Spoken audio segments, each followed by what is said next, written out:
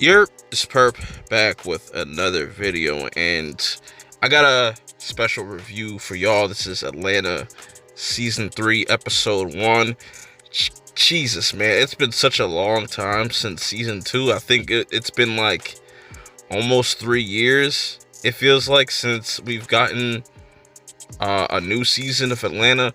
And it has been confirmed that Season 3 and 4 are going to be the last seasons, which I'm perfectly fine with as long as these next two seasons deliver. And it definitely feels like they will. Because going into this, I did not really know what to expect, and I almost forgot what type of show Atlanta was, and they always do something bizarre, and they always try to throw a little bit of, well, it's mostly humor, it's meant to be funny, but at times they can really do something interesting with just that dark kind of comedy. It's really interesting, especially with this episode. It might not be for everybody, considering you don't see any of the main cast. You don't see what's really going on, but it kind of sets this season up, I feel like, when we get into episode 2.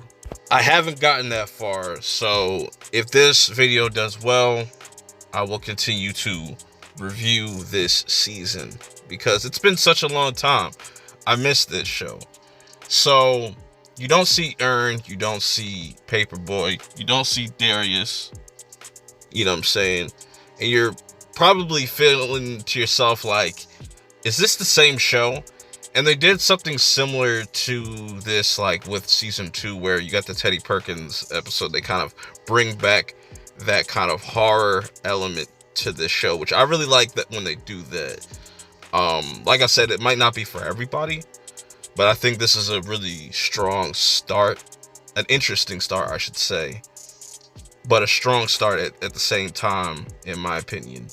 So the episode starts off with two characters on a boat, one being black, the other one being white, and they just get into this interesting discussion of just being white, and it becomes the theme of the whole entire episode. And I liked how it was directed, how the more and more the white character would talk, the surrounding, it just gets darker and darker till you just realize, oh, it's a dream. And we get introduced to this character named he has a funny name, Laquarius. I don't know where they come up with it, but he is kind of like a class clown, but he is kind of pretty much acting out. And it's interesting that he kind of thinks about this stuff, like he has dreams of just white people and being white and just going to this white school. It's really fascinating. So his mom ends up coming up to the school, and you already know, if you get in trouble at school, your parents don't want to have to come up to the school, because that's just gonna make things worse. You probably gonna get your ass whipped. But in this case, this is kind of a life lesson for Laquarius. As you have, I think it's like social services, or like, no, not social services, but the police come by the house and they want to do just a checkup. And the mom is just like, you know what? You can go ahead and leave. Go ahead to those white people. Let them, you're just going to end up either in jail, or you're going to just end up dead if you don't wise up. And there's a lot of truth to that. But the way that they kind of handle this, I just don't see a lot of people, it vibing with a lot of people, while watching it. Because you got to keep in mind, this is still like a comedy show, so they kind of put a spin to it. It almost feels serious. Like, is she seriously just gonna let her son just go off? So he ends up getting adopted by, I guess, this like white lesbian couple. And I recognize the one chick. I forget her name. I've seen her in something recent. I just can't put my head to it. So And you already know they already got like the whole thing going on where they're just adopting black kids. It's kind of like some Angelina Jolie shit, you know, because she's got a bunch of like different kids that are different races and stuff like that. But anyways, that aside, it just reminded me of that. And as he stays there, it's just, you notice that it's not the best living conditions for kids. They barely can just even eat. Like the dog that they have eats better than they do, and it's really fucked up. And he really doesn't really fall for it. The other kids really have just been there, so they just don't say much of anything. But he's the one that kind of steps up and finally says something about it. And then this like social worker comes by to do a check on the house. And this is where you realize that these couple are, well, you realize that off the jump that they don't have these kids' best interest in mind. They've done this a few times. They got rid of the social worker.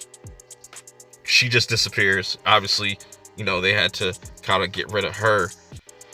And then it just becomes this whole thing of, all right, I just got to pretty much just deal with this. But then he gets the idea, because they end up messing up because they realize, you know, it's only a matter of time before they catch up to us. So they decide to plan like this suicide mission with the kids there in the van. And it ends up going left for them because he's able to kind of get out before, you know, they go through with their plan, but they end up kind of dying. He's able to save all the other kids and whatnot and get back to his house. And then it ends up being another dream that Earn is having. And that's really interesting to me because it's pretty much like an Inception. But I like the little bits of just the fact that this white couple couldn't pronounce the boy's name and they just called him Larry. That shit's just that's just fucked up. But I do understand where it was going, because it definitely seems like what they're trying to tell us of this theme with this season is that they've made it, but now just life is just going to be different. You're going to see a lot of people that aren't normally in your life. That usually goes with becoming famous. You know, I think they're going to do a lot of references to like Kanye maybe and just other artists and stuff.